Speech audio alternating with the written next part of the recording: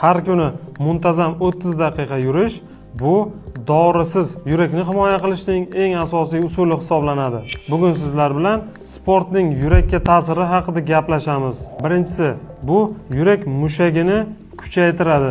Doimiy sport bilan shug'ullanish yurak muskullarini qalinlashtiradi va mustahkamlaydi. Keyingisi, qon bosimini normallashtiradi.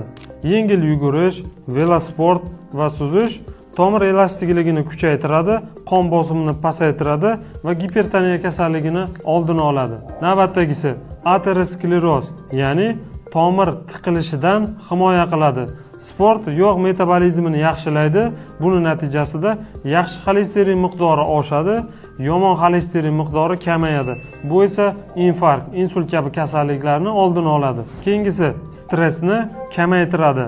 Sport natijasida kortizol, ya'ni stress gormoni kamayadi va yurak bir maromda uradi. Navbatdagisi, qand almashinuvini yaxshilaydi. Sport insulin sezgirligini oshiradi va buning natijasida qandli diabet kasalligi kelib chiqishi birmuncha kamayadi. Vaznni nazorat qiladi.